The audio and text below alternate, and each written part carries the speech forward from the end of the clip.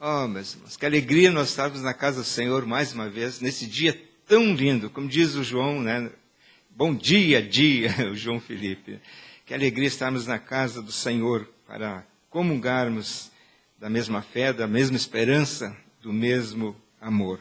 Obrigado ao Senhor por tudo que já nos concedeu nesta manhã, começando pelo dom da vida, por esse dia maravilhoso, pelo café gostoso que nos foi servido e pela comunhão dos irmãos e agora a meditação da sua santa e bendita palavra. Eu convido a igreja para nós abrirmos nossas Bíblias na primeira carta de Paulo a Timóteo,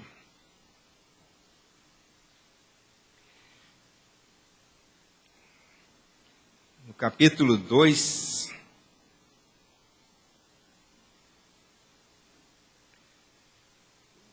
primeira carta de Paulo a Timóteo, no capítulo 2, no verso 1, nos colocamos em pé, vamos ler todos juntos.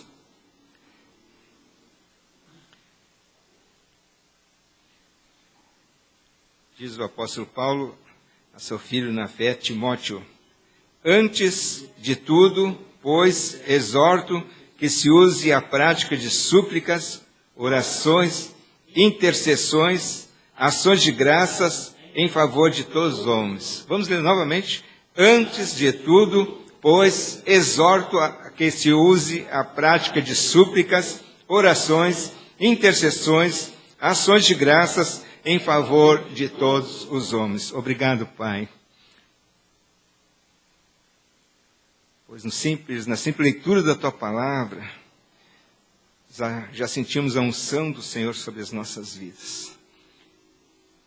Te damos graças em nome de Jesus. Amém. Assentai-vos, irmãos. Quantas vezes nós, como crentes, já ouvimos falar sobre a oração? Quantos livros talvez você já tenha lido sobre a oração? Quantos textos você já leu sobre a oração? Mas se eu perguntasse para você agora, nesse momento, o que é a oração?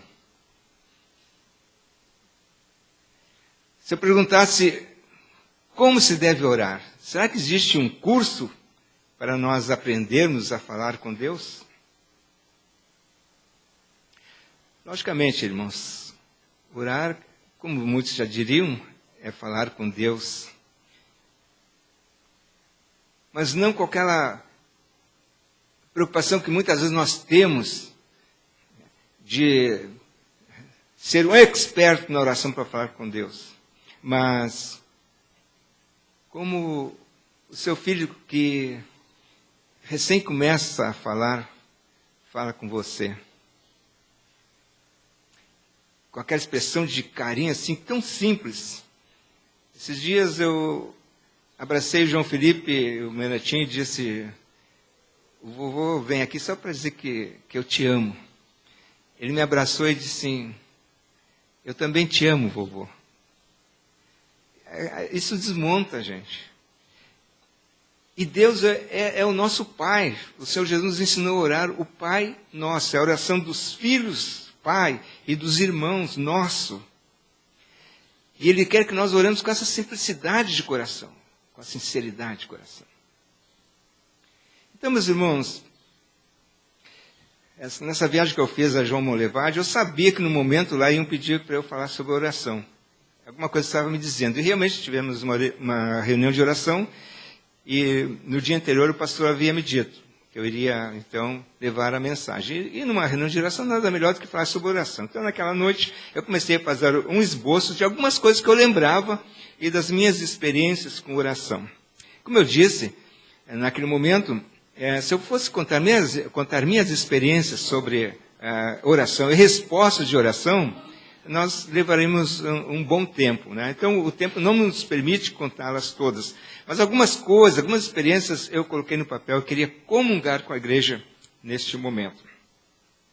Nós lemos, antes de tudo, pois, Paulo falando a Timóteo, exorto. É uma exortação, irmãos. Procure no seu dicionário o que é uma exortação. Que se use a prática. Procure no dicionário o que é prática.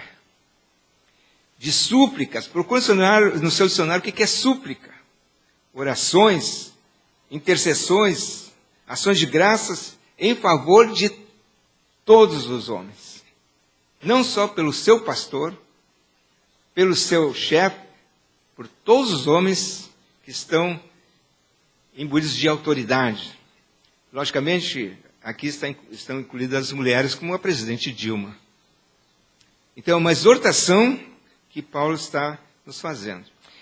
Meus irmãos, e Paulo, se os irmãos olharem o contexto, ele vem falando algumas coisas para Timóteo relativas à igreja, inclusive sobre os falsos pregadores que estavam levando a igreja a desviar-se da sã doutrina. Um pouco antes, no contexto anterior, imediatamente anterior, ele está falando sobre o bom combate. Ele diz: este é o dever de que te encarrego, ó filho Timóteo, segundo as profecias, de que antecipadamente foste objeto. Combate firmado nelas o bom combate, mantendo fé boa e boa consciência, porquanto alguns, tendo rejeitado a boa consciência, vieram a naufragar na fé. E dentre esses se encontra Emineu e Alexandre, os quais entreguei a Satanás para serem castigados a fim de não mais blasfemarem. Aí ele continua: antes de tudo. Essa expressão, meus irmãos, nos leva a uma reflexão mais aprofundada. O que vem a ser antes de tudo?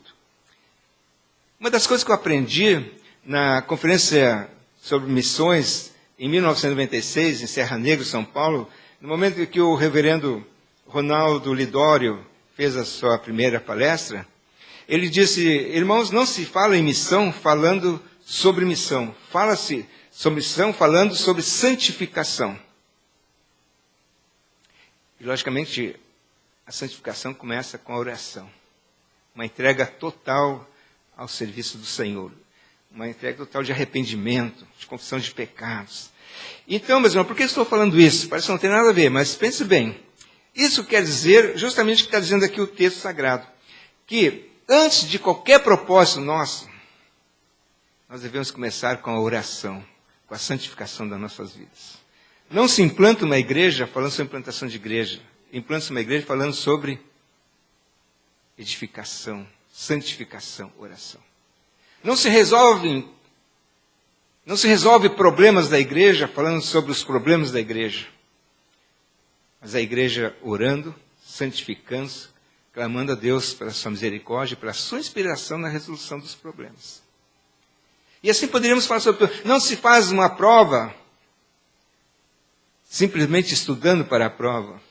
Não se faz um trabalho, se começa um trabalho começando pelo nosso conhecimento, mas pela oração, santificação. Isso para o mundo, né, pastor, é fanatismo, mas para nós é bênção de Deus.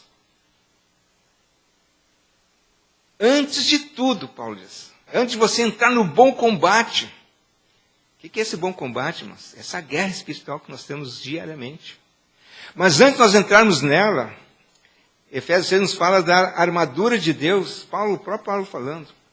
Mas de nada vale essa armadura, meus irmãos, se quem está dentro dessa armadura não for fortificado na fé, na graça de Deus, pelo poder de Deus. Senão será como a armadura de Saul em Davi, que para nada serviria. Mas quem estava agindo através de Davi é que levou aquele resultado maravilhoso do povo de Deus vencer não somente o gigante Golias, mas todo o exército dos filisteus. Por quê, meus irmãos? Quando Samuel impôs as mãos sobre Davi para consagrá-lo rei, ungindo-o com óleo, diz o texto sagrado que o Espírito do Senhor apossou-se de Davi. Então é essa possessão que nós devemos ter conosco, ou o Senhor nos apossar de cada um de nós, para que nós consigamos ser vitoriosos em toda a nossa maneira de viver. Por isso ele diz, antes de tudo, antes de qualquer coisa, eu exorto que use a prática. Nós temos que ter a prática da oração, meus irmãos. Eu tenho meditado muito sobre isso nos últimos tempos. Então eu escrevi alguma coisa que quero compartilhar com os irmãos. Neste texto, vemos Paulo preocupado em que demos lugar de destaque à oração. Por outro lado, não podemos esquecer de que, ao orarmos, estamos diante de quem, irmãos? Daquele que é santo, santo, santo. Isaías, quando teve no capítulo 6 a contemplação da glória de Deus, viu o Senhor assentado num alto e sublime trono. Ele viu os anjos revoando sobre o Senhor. E ele não viu os anjos dizerem, digno, digno, digno, poderoso, poderoso, poderoso. Mas sim, santo, santo, santo o Senhor. O Senhor é santo, santo, santo. Então nós, quando adentramos ao Santo dos Santos, nós estamos diante de Deus. Portanto, devemos entrar em sua presença com temor e tremor, clamando por sua misericórdia. Caso contrário, ele nem nos ouvirá.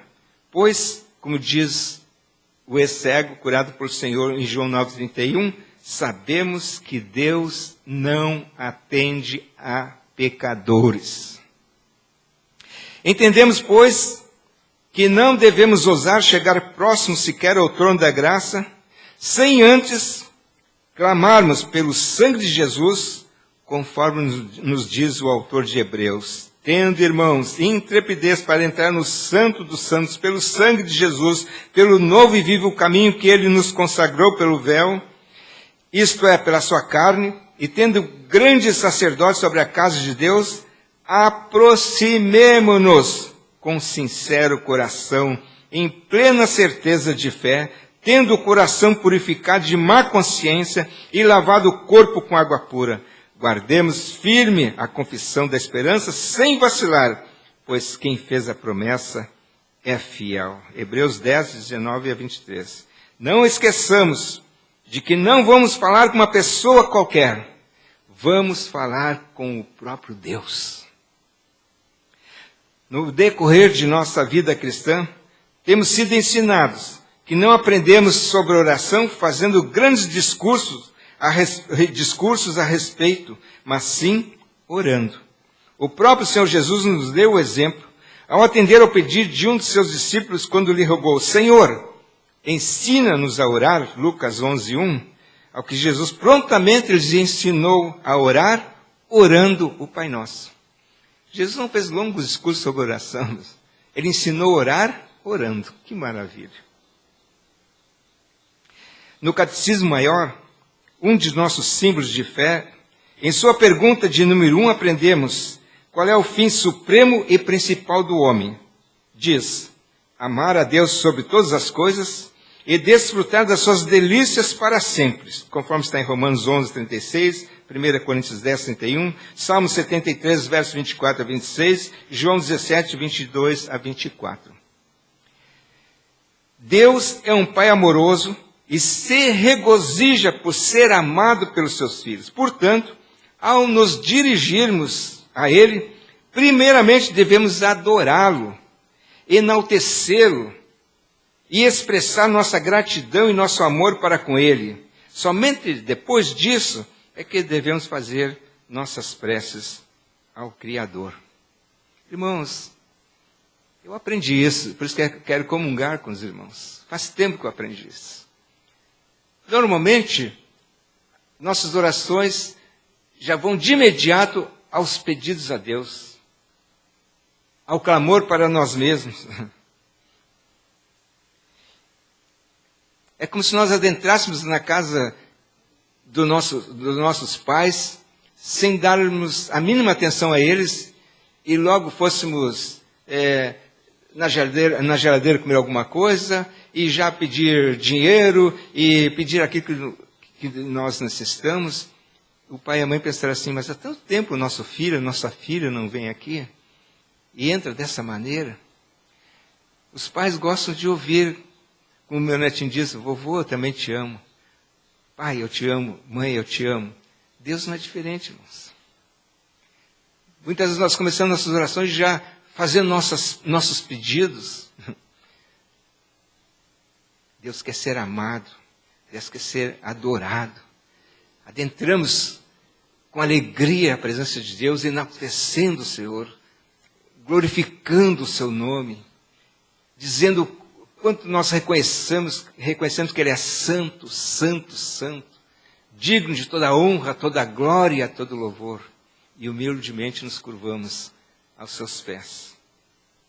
Todas as nossas orações, assim como tudo que fazemos na vida, devem ser para refletir a glória de Deus e não satisfazer nossos desejos, muitos deles carnais. Citaremos 2 exemplos apenas. O Salmo 67 é considerado o Salmo missionário e começa com uma súplica. Seja Deus gracioso para conosco e nos abençoe e faça resplandecer sobre nós o seu rosto. Mas logo o salmista nos diz da finalidade para a qual ele deseja que Deus seja gracioso para com o povo. Ele diz, para que se conheça na terra o teu caminho e em todas as nações a tua salvação. Que maravilha, irmãos, que exemplo nos dá de oração. Muitas vezes nossos pedidos são só para nos satisfazer. Nos esquecemos de orar para que a glória de Deus seja manifesta sobre todas as nações. Diante dos profetas de Baal, o profeta Elias rogou a Deus que enviasse fogo do céu para consumir o holocausto que estava sobre as pedras. Mas o maior desejo do seu coração, acima de tudo, era a glória de Deus. Veja, no devido tempo, para se apresentar a oferta de manjares, aproximou-se o profeta Elias e disse, ó Senhor, Deus de Abraão, de Isaque e de Israel, fique hoje sabido que tu és Deus em Israel e que eu sou teu servo e que segundo a tua palavra fiz todas estas coisas. Responde-me, Senhor, responde-me. Para quê? Para que este povo saiba que tu és Senhor, és Deus, e que a ti fizeste retroceder o coração deles. A finalidade de que Elias quisesse que o Senhor respondesse dos céus é para que o povo soubesse que Ele é Senhor, Ele é Deus. Tem sido assim a tua oração? Entretanto, não é assim que acontece conosco na maioria das vezes que oramos, pois nossas orações não passam de ordem que damos ao Senhor. Senhor, cura meu filho. Senhor, abre as portas de emprego para minha filha. Senhor, faz chover nesse lugar. Nós invertemos, meus irmãos. O Senhor não é nosso servo, o Senhor é Deus. Nós somos seus súditos. Por isso que Jesus nos ensina a orar. Seja feita a tua vontade, Senhor, não a minha. Alguns têm perguntado, qual a melhor hora para orar? A resposta encontramos em 1ª Carta de Paulo aos Tessalonicenses 5,17. Olha na sua Bíblia essa resposta aí. Qual é o melhor horário para orarmos?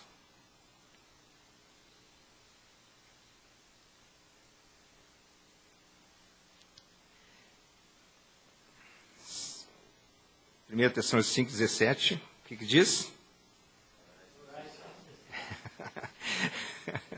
Melhor orar para nós orarmos. Orai sem cessar. Quem conheceu o Dalci, né? Esteve aqui logo no início da fundação da IPM. Ele dizia assim, eu vou caminho orando. Ou seja, caminhando e orando. Estou fazendo um serviço para uns advogados. E ele disse, ele me chama de pastor, não me chama de pastor. Vai chamando, não tem problema. Acho que nós queremos que nos dê uma bênção aqui, etc. Não, eu estou trabalhando e orando. Aí eu citei do nosso amigo, caminho orando. E eu disse, trabalho orando. Eu estou aqui trabalhando e pedindo bênção para os senhores. Mas eu vou pedir uma meia hora, vamos ver se o pastor tem um tempo para ir juntos. Eu quero dar uma mensagem para ele, para eles e para a família. Inclusive, temos que orar pelo pai de um desses também está com câncer na garganta, foi descoberto agora, confirmado essa semana. O Dr. Lourenço. Vamos orar por ele, para que Deus tenha misericórdia da família. E eu quero dizer para eles que, se o Senhor não edificar a casa, em vão trabalhem os edificadores. Se Jesus não for convidado para a festa, eles não vão ter vida. E levar uma mensagem para eles entenderem que de nada adianta aquela casa que era quase que um escombro, agora virou uma mansão, se Jesus não for Senhor daquele lugar. Então, meus irmãos, melhor horário de orar é orar sem cessar. Também o salmista Davi nos dá uma orientação a esse respeito. Eu invocarei a Deus e o Senhor me salvará. À tarde, pela manhã e ao meio-dia farei as minhas queixas e lamentarei, e eu lhe ouvirá minha voz. Salmo 55, versos 16 e 17. De manhã, à tarde, à noite, ou seja, em todo momento. Temos ouvido diversas pregações baseadas no texto que nos fala da oração instantânea que Neemias fez, quando perguntou-lhe o rei, que me pedes agora? Neemias 2,4. Aí diz o texto que Neemias diz assim, então orei ao Senhor e respondi ao rei, né? Eu já falei isso aqui a respeito. Muitos falam sobre isso aí. Né? Aquela mensagem telegráfica que se antigamente, aquele WhatsApp para Deus. Mas é esquecido pelos pregadores o fato de que Neemias era um homem de oração constante, dia e noite, e fervorosa, conforme vemos no capítulo 1 do seu livro. Neste mundo que jaz no maligno, somente pessoas que estão constantemente em contato, em contínua comunhão com Deus, é que serão vitoriosas. Diz o Imalgo, da chamada da meia-noite, já falecido, e diz, a crente que fala piedosamente, age piedosamente, é ativo, mas não ora. Eu me perguntei, será que eu não estou enquadrado aqui? Mas eu oro, não, mas será que eu não preciso orar mais? De madrugada? Pela manhã? Ao levantar, ao deitar? Não aquela oração esporádica que nós fazemos, eventualmente, ou mesmo aqui na igreja. É ter comunhão com Deus em oração.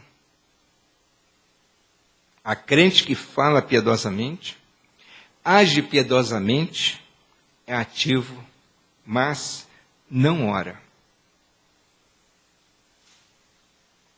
Há muitos anos eu tenho comigo uma mensagem escrita por Walter Júnior, diz aqui que ele é músico e cantor evangélico, fala-se membro da nossa igreja, é lá de Brasília, mas não diz aqui o nome da igreja. E ele escreveu um artigo que me impressionou muito. E eu quero aproveitar essa frase de Imalgo para ler essa mensagem. Olha, o Imalgo diz, a crente que fala piedosamente, age piedosamente, é ativo, mas não ora. E Walter Júnior escreveu um artigo intitulado A Terceirização da Vida com Deus. Pessoas, ele quer dizer no sentido que ele nos poderia até resumir assim, pessoas que não oram, mas terceirizam as suas necessidades para a igreja. Orem por mim. Não esqueça de orar por tal coisa, mas ele mesmo não ora. Ao visitar as igrejas, no exercício do meu ofício de cantor evangélico, tenho percebido que a receptividade das pessoas à pregação é sempre maior na medida em que não se trate de temas trabalhados pela Bíblia. Ele quer dizer o seguinte, tem pessoas que gostam de ouvir tudo na igreja, menos sobre o estudo da Bíblia na Bíblia. Estudos bíblicos. Parece que as pessoas não querem ser confrontadas com a verdade bíblica. É como se vissem os pregadores como pessoas escolhidas para descobrirem atalhos, formas menos comprometidas e 5 regras básicas que resumam a vida cristã de modo a tornar a sua vivência mais fácil. Muitos estão adotando uma terceirização da vida espiritual. A pessoa não ora, mas tem seu nome escrito nos mais diversos livros de oração de várias igrejas. Muitos não evangelizam, nem investem em missões, mas se orgulham no trabalho que suas igrejas realizam nesta área. Essas pessoas poderiam fazer bem mais do que fazem, mas se conformam em dar uma atribuição pessoal. Repito, essas pessoas poderiam fazer bem mais do que fazem, mas se conformam em dar uma contribuição pessoal, financeira, simbólica, de modo a se sentirem participantes e cooperadores, quase acionistas, como se a igreja fosse uma instituição fictícia da qual ela participa. Enfim, vejo-os utilizando aquilo que a igreja lhes proporciona como uma muleta. Se por um lado não fazem o que deviam e da forma que deviam, não se sentem omissos, pois afinal estão de alguma forma associados à ação de vários ministérios da igreja. Vocês vão entender o que ele diz aqui? Quando você procede assim, meu irmão, minha irmã, você está usando isso como uma muleta. Uma muleta é aquilo que não faz parte de você mesmo. Se você terceiriza a sua vida espiritual, a começar pela oração, você está usando uma muleta. Você não está andando com suas próprias pernas. Como que Deus se sente ao ver a igreja orar por você, mas você mesmo não ora ao seu Pai? São consumidores e não canais por meio da graça. Aliás, são consumidores e não canais por meio dos quais a graça de Deus é comunicada. São, irmãos, que tristeza. São consumidores, mas não canais. Quando você terceiriza a sua vida espiritual, você não está sendo canal de bênção. Contribuem com pouco, mas exigem muito. Levar o evangelho a todos vai provocar certo incômodo aos que estão acomodados nesse estilo de vida descomprometido em que se diz sim para os prazeres celestiais aqui na terra, mas se diz não para os sacrifícios inerentes a uma vida de entrega e obediência. Que tipo de vida eu estou levando? Que tipo de vida você está levando? O que podemos fazer para mudar esse quadro? As respostas me parecem simples, mas certamente demandarão inspiração e transpiração. Que Deus tenha misericórdia de nós. Eu pergunto, você tem terceirizado a sua vida espiritual? Há diversos motivos, irmãos, continuando aqui, pelos quais Deus não responde às nossas orações, pelo menos como desejaríamos que Ele respondesse. Primeiramente, é o pecado, conforme já vimos em João 9:31. E também podemos ver em Isaías 59:1-2, quando ele diz: eis que a mão do Senhor não está encolhida para que não possa salvar, nem surdo o seu ouvido para não poder ouvir. Mas as vossas iniquidades fazem separação entre vós e o vosso Deus, e os vossos pecados encobrem o seu rosto de vós para que não vos ouça. Mas tem outros motivos também pelos quais Deus não responde a nossa oração. Muitos, mas vamos citar mais dois. Abra aí em 1 Pedro, capítulo 2. Algum irmão, alguma irmã lê para nós, por favor. 1 Pedro, capítulo 2.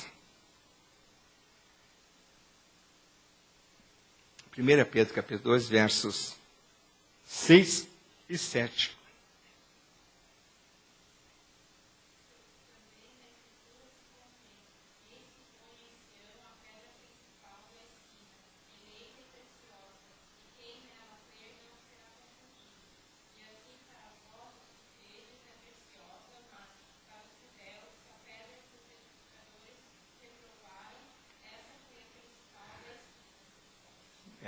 É, 1 Pedro 2, 6 e 7.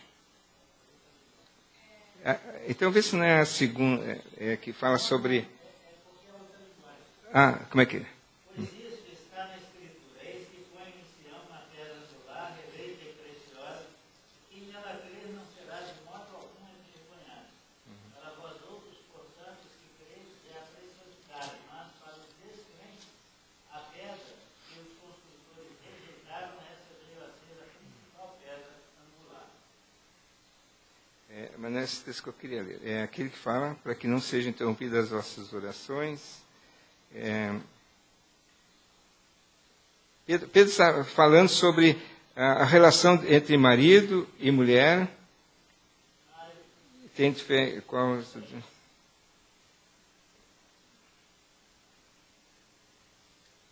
Perdi, não foi mal, eu devo ter anotado errado aqui.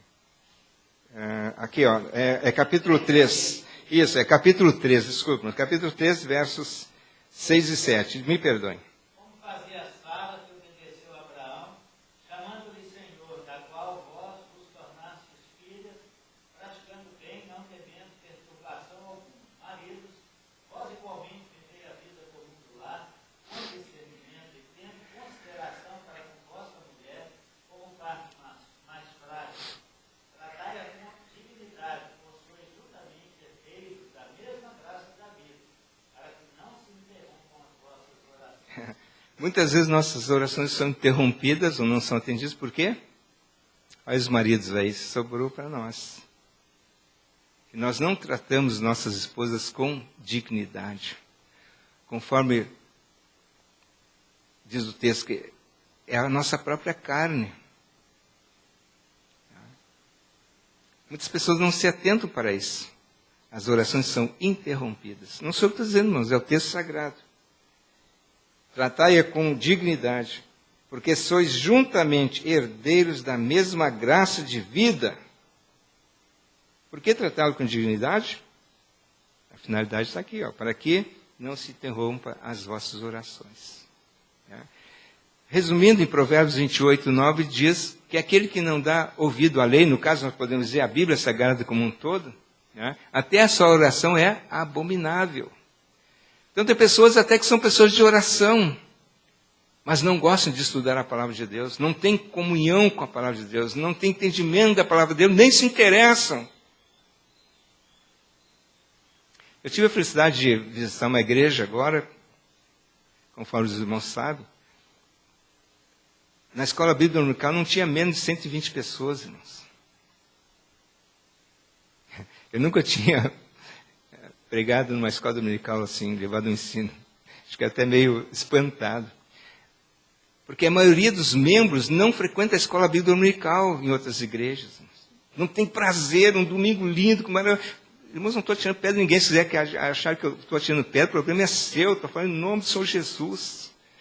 Aqui nós temos um pouco mais de tempo para perguntarmos, questionarmos, tirarmos dúvida. A escola, está dizendo, é uma escola. Agora temos irmãos, o pastor orou para irmãos que estão fazendo provas, porque frequentam uma escola, onde eles levam caneta, agora tem o notebook, enfim, levam tudo para anotar, tal. A escola bíblica dominical, o pessoal vem sem caderno, sem livro, sem nada, até muitas vezes sem Bíblia. Irmãos, é o texto sagrado que está dizendo, até as suas orações, se você procede assim, são abomináveis. Deus não tem prazer em ouvir essa oração. Porque é impossível uma pessoa ter comunhão com Deus sem conhecer a Deus. Por isso que chega bruscamente diante desse ser, porque não conhece. E uma das melhores maneiras, meus irmãos, de nós conhecermos a Deus, é conhecermos a sua palavra. Ele se revela a nós através do texto sagrado. Logicamente, com a inspiração do Espírito Santo do Senhor. Então, um dos motivos que Deus não atende nossas orações é o pecado. Tá? E a maneira de nós sermos abruptos com o nosso cônjuge não deixa de ser pecado. Em segundo lugar, por que Deus não responde às nossas orações? Não necessariamente nessa ordem, mas eu citei 2 exemplos aqui apenas por causa do tempo. É a nossa ansiedade. Não só desejamos uma resposta positiva para a nossa oração, como também desejamos uma resposta imediata. Irmãos, Deus é Senhor, nós somos servos. Não nos esqueçamos disso. Deus não tem obrigação nenhuma para conosco. Tudo que nós recebemos vem de Deus e tudo é pelo amor, pela misericórdia de Deus, não por mérito nenhum nosso. Mas nós temos aquela ansiedade. Queremos que ele responda imediatamente e positivamente, ou seja, Senhor, cura o meu filho. Deus não curou, fiquei de mal com Deus. Que obrigação Deus tem para responder minha oração positivamente e imediatamente? Irmãos, Deus não precisa provar mais nada. O texto sagrado diz que Deus prova o seu próprio amor para conosco pelo fato de ter Cristo morrido por nós. Quando nós éramos santinhos, com asinhas, sendo nós ainda pecadores. Deus não precisa provar mais nada para você, nem para mim, meus irmãos. A nossa ansiedade deseja uma resposta positiva para a nossa oração, como também uma resposta imediata. Temos aprendido que devemos orar com fé.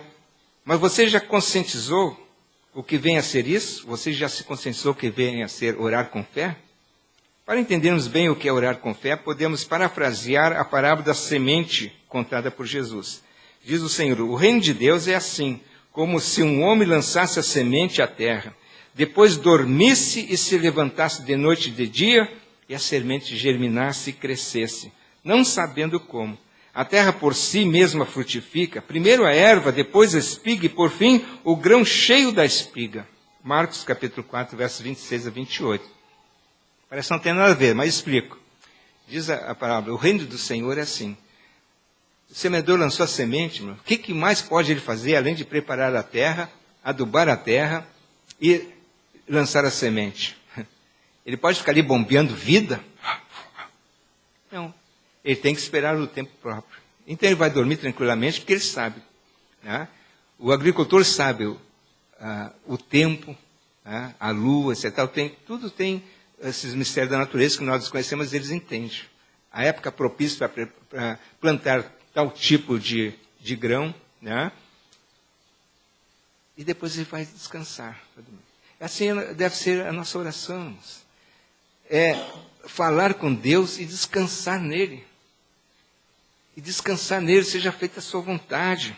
Os agricultores esforçam-se por preparar bem o terreno para a semeadura até a exaustão, deixando inclusive a marca de seus pés no solo onde pisam. Mas uma vez semeado o grão, já não podem fazer por ele nada mais, até o momento da ceifa. De maneira que o grão se desenvolve pela sua própria força. Resta-lhes apenas esperar calmamente, sem ansiedade. Adianta alguma coisa o agricultor ter ansiedade depois de lançar a semente? Ele sabe que vai colher daqui a 4 meses. Aí na semana seguinte ele já está ansioso. Então ele espera, ele sabe que só vai colher daqui a 4 meses. O apóstolo Paulo tratou com os filipenses a este respeito. Não andeis ansiosos de coisa alguma. Em tudo, porém, sejam conhecidas diante de Deus as vossas petições. Filipenses 4, 6. Não andeis ansiosos de quê, irmãos? Coisa alguma. Coisa alguma, põe aqui todas as suas aflições, todos os seus problemas, todas as suas necessidades. Vimos, pois, para concluir, que ter a paciência de agricultor é o segredo para esperar em Deus, pois o próprio Senhor Jesus nos diz que o nosso Pai sabe o de que temos necessidade, antes mesmo que lhe pedimos. Jesus mesmo falou isso, Mateus 6, 8, né? Antes de nós pedirmos a Deus, Ele já sabe. Sabe ou não sabe? É claro, Ele é Deus. Ele não é só onipresente, onipotente, Ele é onisciente, sabe todas as coisas. Por isso que nesse mesmo contexto, Jesus nos fala sobre outro erro que cometemos quando oramos. Ele diz: não useis de vãs repetições. Os irmãos conhecem igrejas que ficam naquela ladainha, né? Isso aí não agrada a Deus. Outra maneira que eu considero de vãs repetições, você cometeu um pecado em 1500, não sei quanto, se arrependeu realmente, chorou diante de Deus, fez o propósito de não cometê-lo mais, realmente não cometeu mais, mas eventualmente Satanás te acusa, aí tu chega diante de Deus: Senhor, aquele pecado que eu cometi. Puxa vida.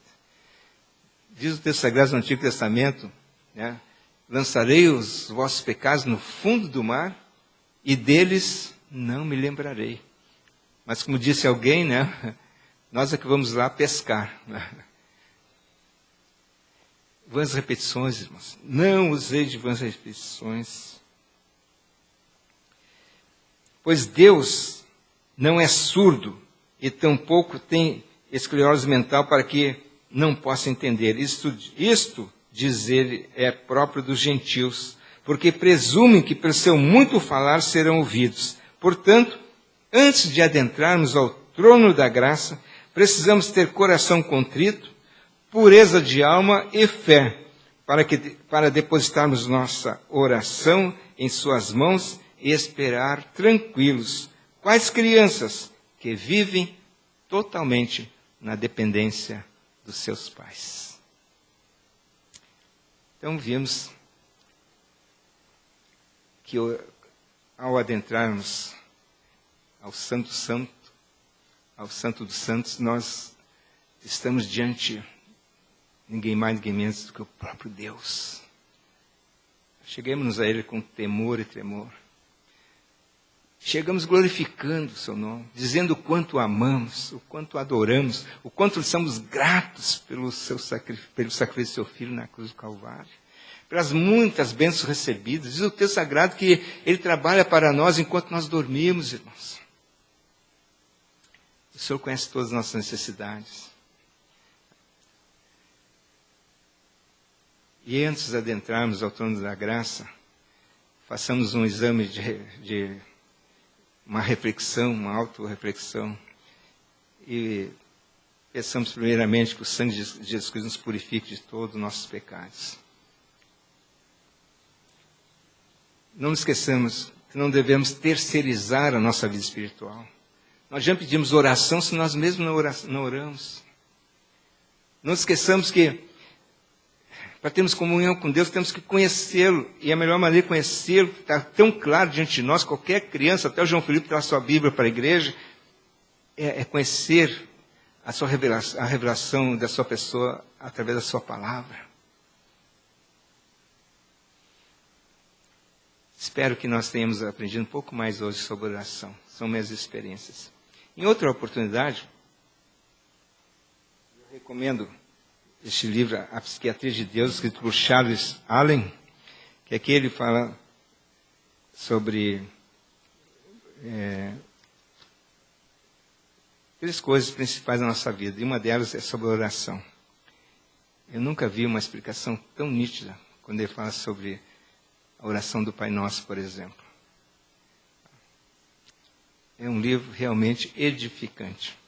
Tá? Em outra ocasião nós falaremos a respeito, se Deus assim permitir. Que Deus continue nos abençoando, como tem nos abençoado até aqui. Feche seus olhos, quero agradecer a Deus por esse momento de reflexão. Te damos graças.